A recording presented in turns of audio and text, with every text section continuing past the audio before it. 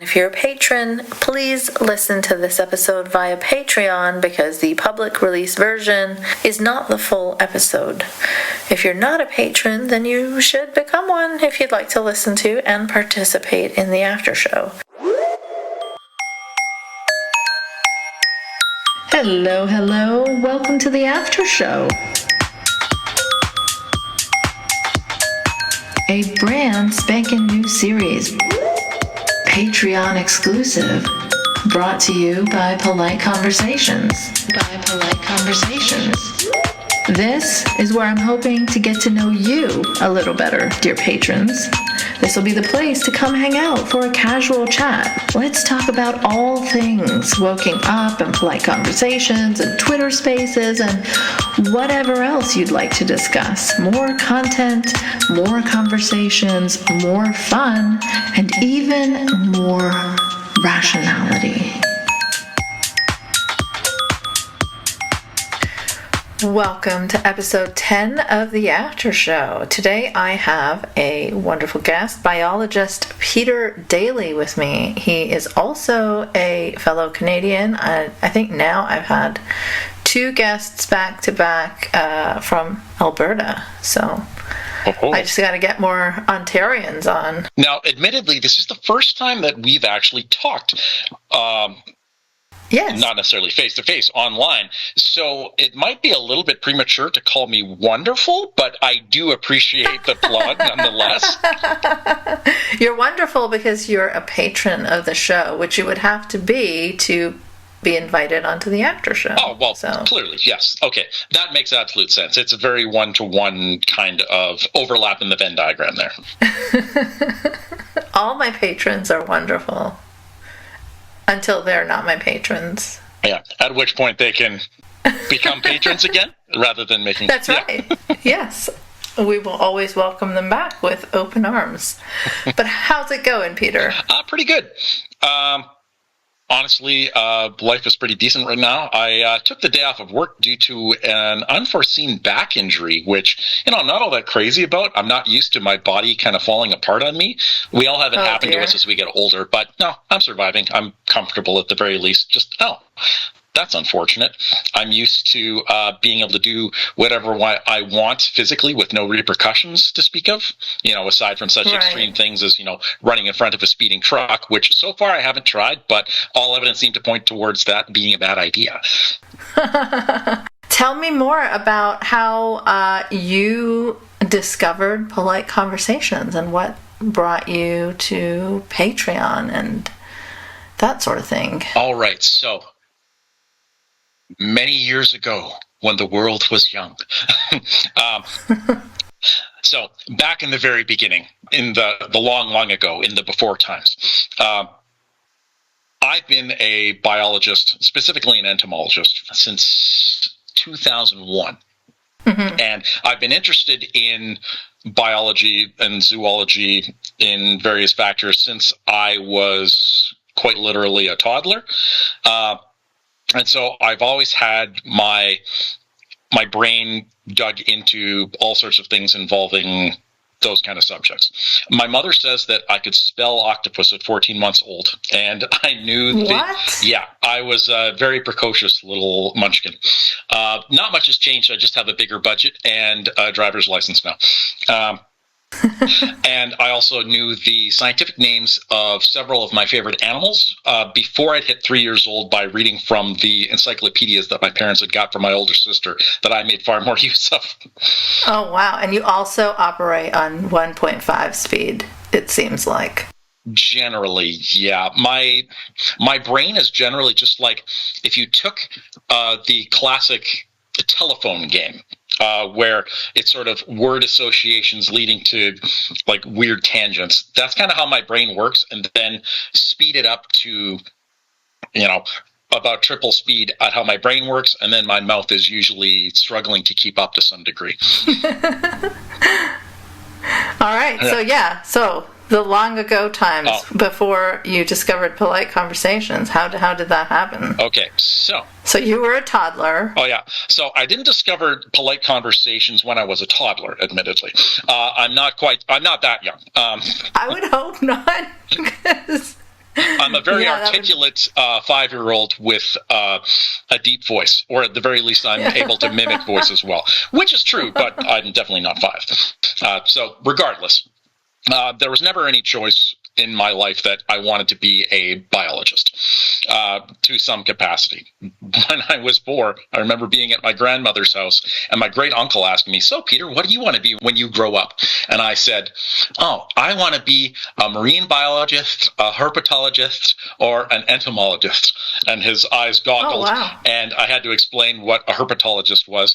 That's the biologist that studies reptiles and amphibians. I did lose the lisp later in life, thankfully. Just make communication a little bit easier, or at least remove some of the obstacles. But yeah, I have worked as an entomologist for the lab that I'm at since 2001. I hadn't even completed any post-secondary education on the subject at that point. I knew the guy that was running it. He was my high school ex-girlfriend's dad, so I guess a little bit of nepotism there potentially.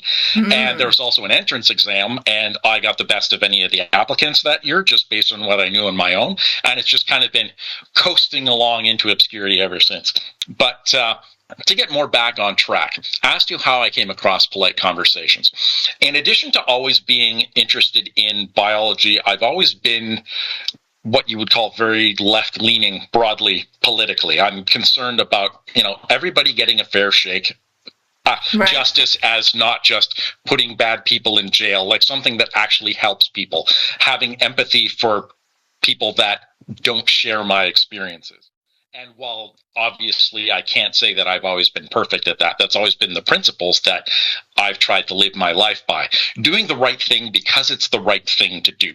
I don't know how much reading Spider-Man comics over the course of my life may have affected that, but regardless, I think it was 2011, a new coworker of mine and I were out in the field one day, and just out of her mouth, apropos of nothing, came a comment regarding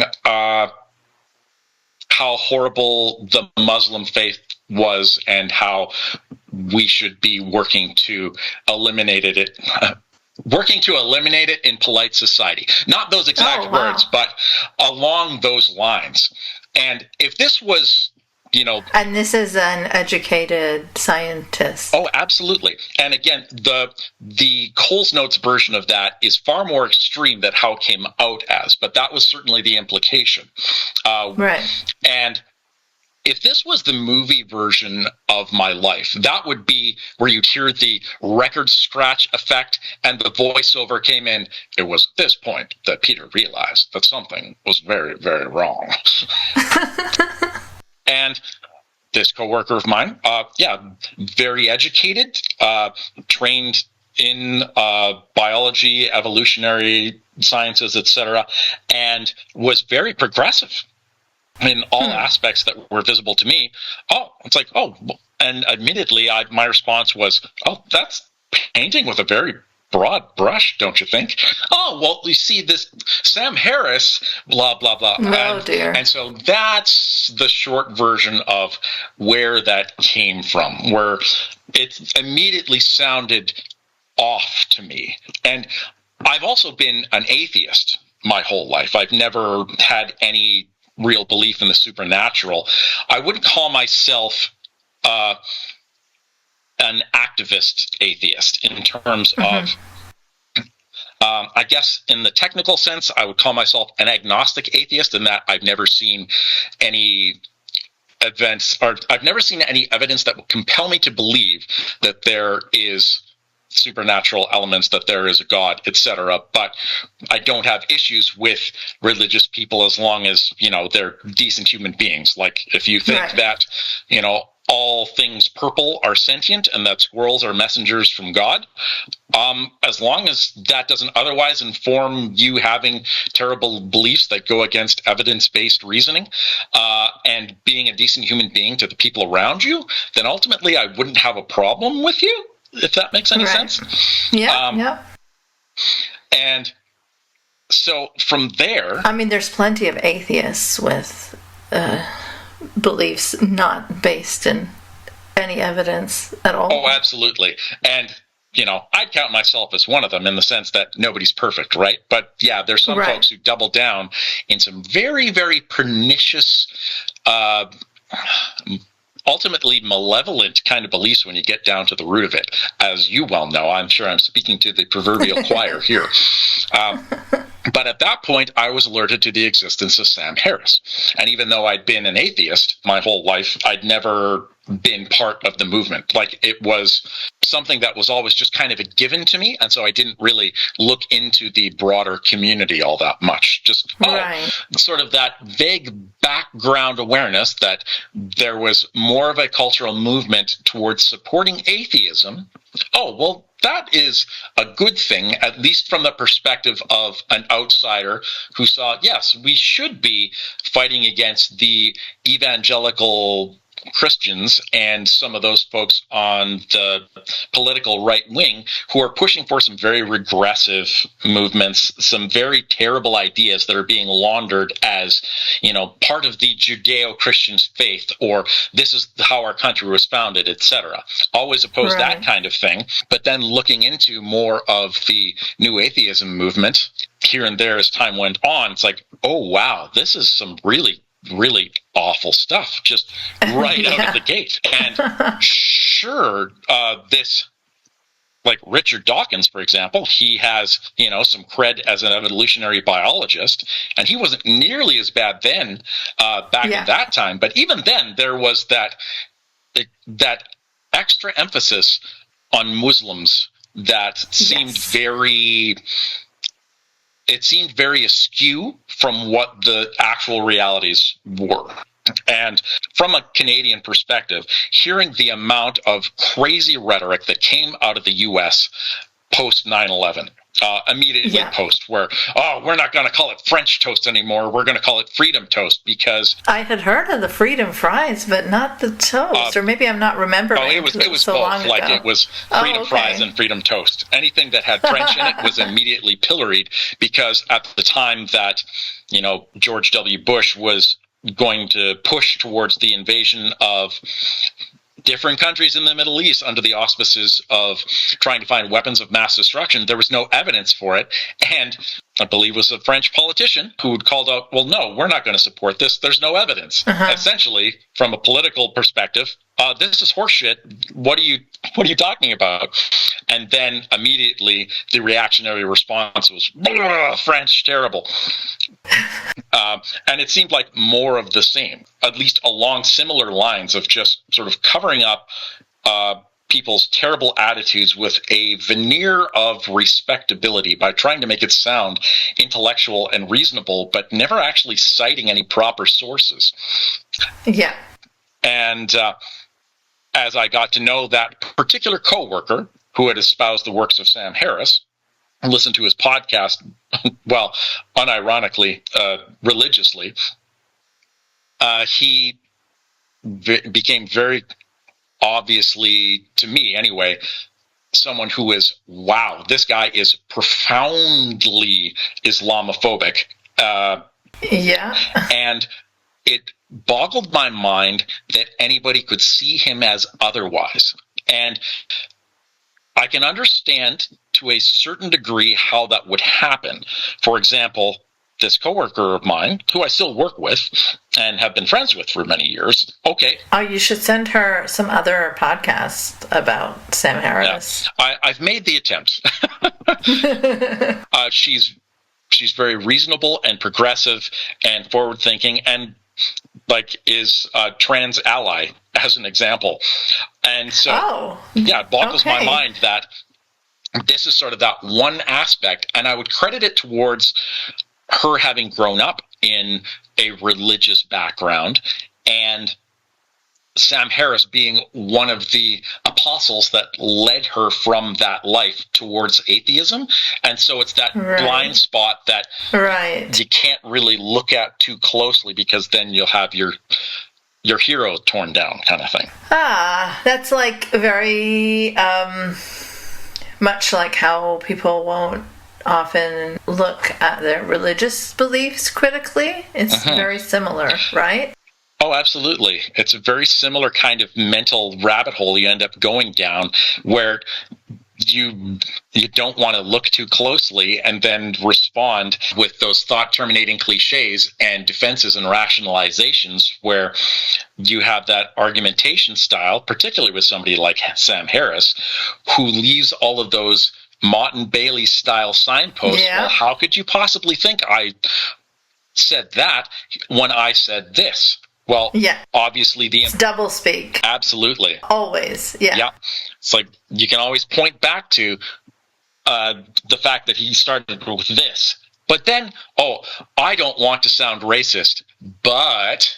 or I am not Islamophobic. But... what follows the but? Where is the emphasis in these statements, you know?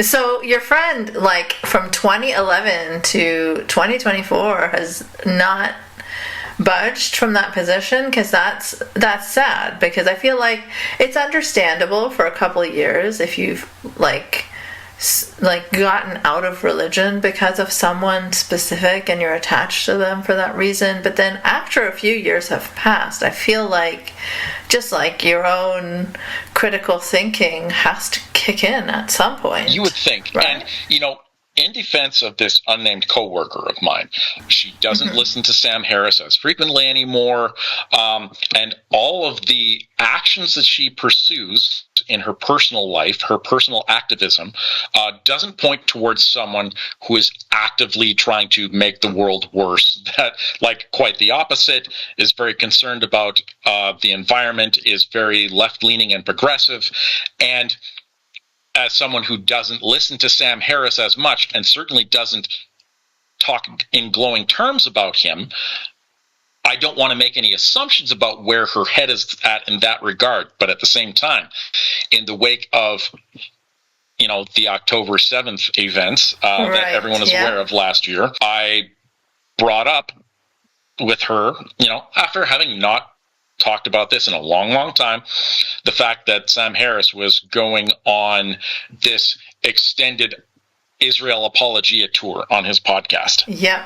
To the point that it was absolutely, like, not just obvious that he was engaging in some very bad faith argumentation, but advocating for genocide and believing everything the Israelis were saying.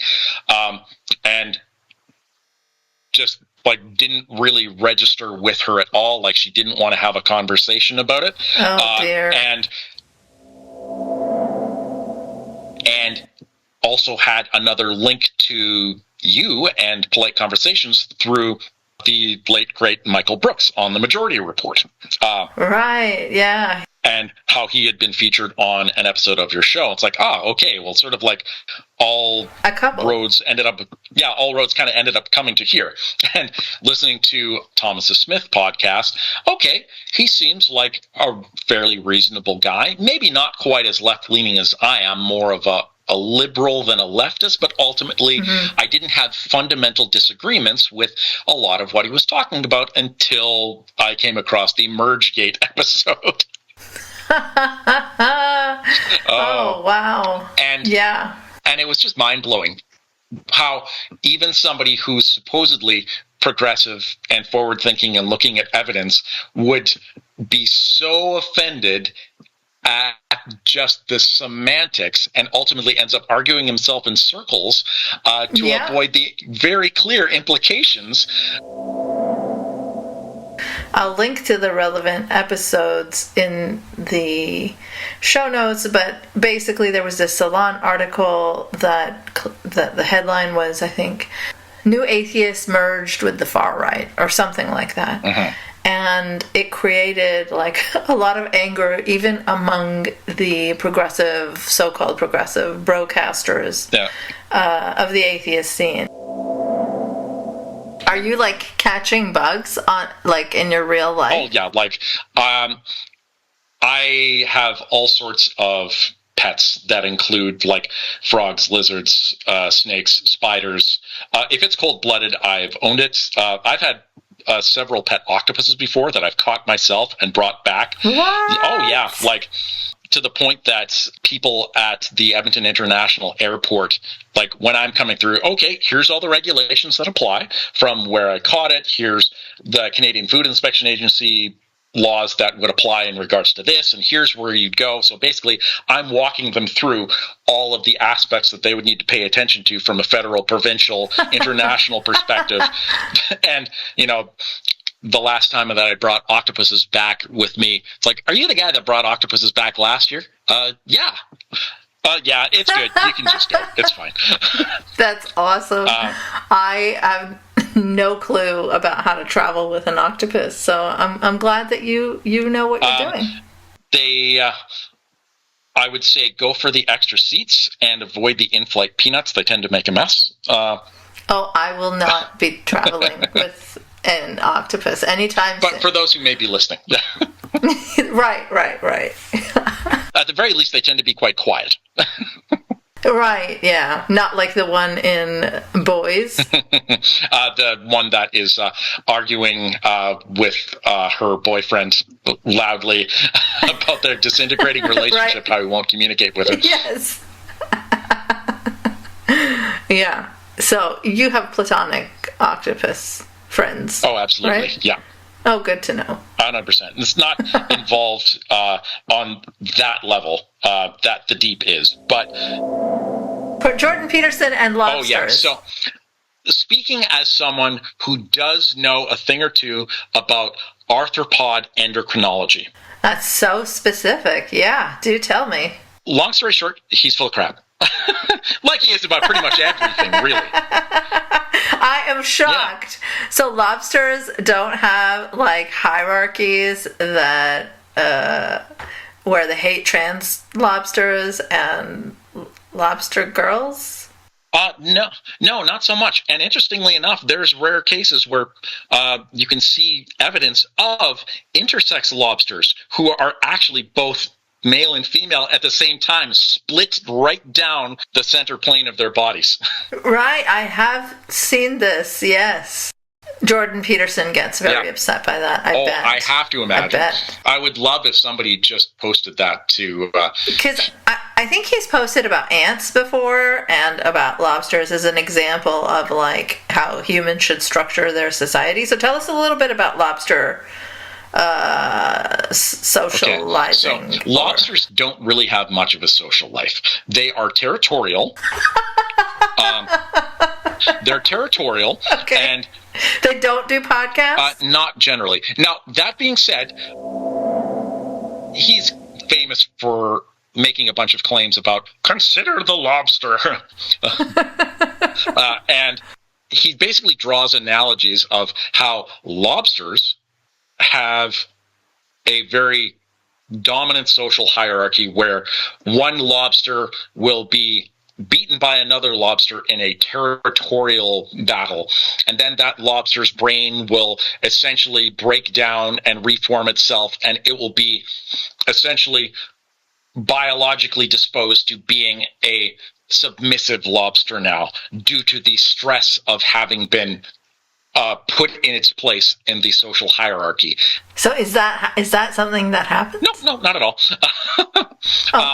Essentially, his whole... I'll get into it here, but he's claimed that since lobsters have serotonin in them and that they use serotonin in their bodies just like humans and that we're separated by 350 million years, they're older than trees, that we should therefore look to the lobster as an example of how humans should structure our society with that type of social hierarchy where essentially survival of the fittest, the strong dominate the weak, because clearly it's happening here in nature, and so therefore we should do that too. Isn't it interesting how he's cherry-picked this theoretical example rather than consider the praying mantis? Sexual cannibalism is the natural way of existing. The females should eat the heads of the males with whom they mate so that their babies have a better chance of growing up.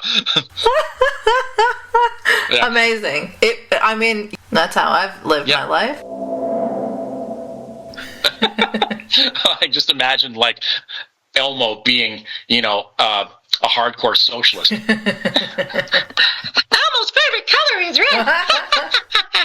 Amazing. Oh, that would really make Jordan Peterson upset. You damn puppets! Those neo-Marxists have taken over Sesame Street!